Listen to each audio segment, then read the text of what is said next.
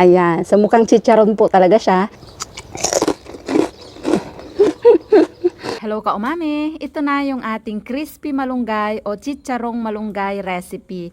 Tamang-tama, napakatataas na ng aking malunggay at time to trim na naman. Kaya kumuha lang tayo ng sapat at ganito siya karami. Parang 2 cup ito kung ilalagay natin siya sa cup. At nahugasan ko na po yan. Sa isang blender, naglagay ako ng 2 cup ng malinis na tubig, kalahating teaspoon ng ground pepper, kalahating teaspoon ng seasoning, kalahating teaspoon ng salt, at 1 teaspoon ng onion powder or you can use garlic powder. Ilalagay na rin natin ang 2 cup ng malunggay.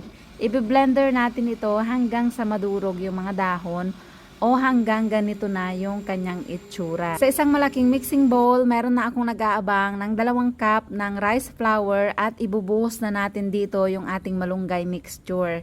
Imimix natin o halu-haluin hanggang sa magkahalo-halo ang bawat rekado at hanggang sa wala ng lumps. Mas maganda kung gagamit po tayo ng whisk, pero ako kasi tinamad na akong pumasok sa bahay para hanapin ang aming whisk. Kaya ito na lang din, itinuloy-tuloy ko na yung paggamit dito sa ating sandok. Kaya rin naman dahil after ilang minuto lang ay nahalo-halo na at ganito na po yung itsura. Kailangan po walang lumps. At meron ako dito mga llanera, medium size.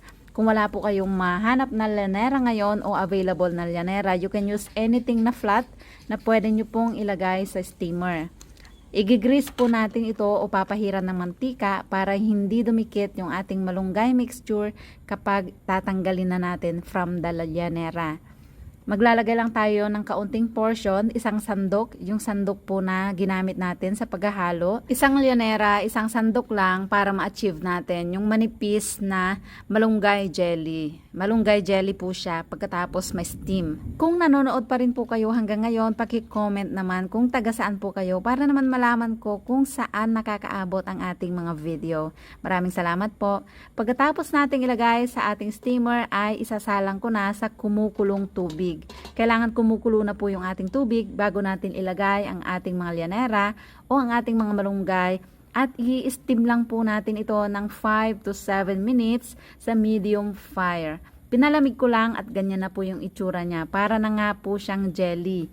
Jelly na matigas. At ganito po yung itsura sa ilalim, hindi kasing ganda sa ibabaw. Pero okay lang po yan dahil patutuyuin pa po natin ito. Gugupitin ko lang at isasalansan sa mga baking trays at ibibilad po natin ito ng 2 araw. Hinati ko lang into 2 at pagkatapos yung kalahati ay gugupit-gupitin natin ng ganyan kaliliit.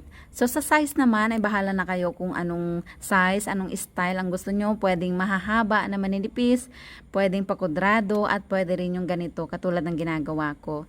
Ito kasing ginawa kong shape para maisalansan ko siya sa mga baking trays para hindi mahulog. Para pantay ang pagkakabilat. Tamang-tama mataas ang araw noong ginawa ko ito. Kaya naman kalahating araw ganito na po ang itsura. Medyo nadadry na pero kapag piniga mo o binaluktot ay nababaluktot pa rin sila. Pangalawang araw ganito na po ang itsura. Hindi na nababaluktot pero nababali na. Kaya dry na po siya at ready na to fry. Nagpainit ako ng mantika, palm oil po yung gamit namin dito pampakrispy. And make sure na super init na po talaga yung mantika bago tayo maglagay. Pwede kayong mag-sample muna ng isa para malaman nyo kung ganyan na siya kabilis mag-puff ay pwede na. So hindi ko na inedit yung ating pagprito para matansya nyo kung gaano lang siya katagal o ilang segundo lang siya pwedeng iprito. So, ganyan lang po siya kabilis at kaganda at satisfying. Kaya naman nakakatuwa at nakaka-excite kumain ng cropek na malunggay o chicharong malunggay o crispy malunggay, whatever you call it. Basta napakasarap, subukan nyo po. I'm sure magugustuhan nyo rin, lalong-lalo na ng mga bata. At pwedeng-pwede po itong pang-imbak o pang-snack at pang-ulam lang or pwede namang pang-negosyo din. Dahil I'm sure mabenta ito, lalong-lalo na kung marami kayong tanim na malunggay na hindi nyo na alam kung anong gagawin. Ayan, so mukhang chicharon po talaga siya. Naiiba lang yung kulay dahil meron parang dark green o itim-itim dahil sa giniling natin o binlender natin na malunggay. Meron tayong sukang sausawan.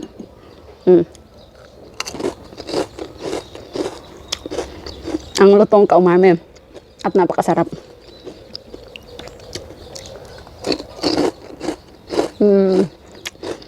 Ang sarap. Amoy na amoy mo po yung malunggay. Diba? At manipis lang yung ginawa natin, kaya ayan, madali lang natin siya ng pa-crispy.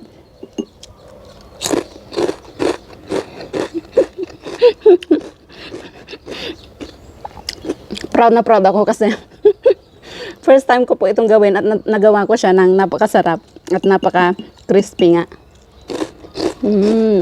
So kung nagustuhan niyo po ang video na ito, please share. Baka ikaw naman ang susunod na padalhan natin ng 1 KO Gcash. Thank you for watching.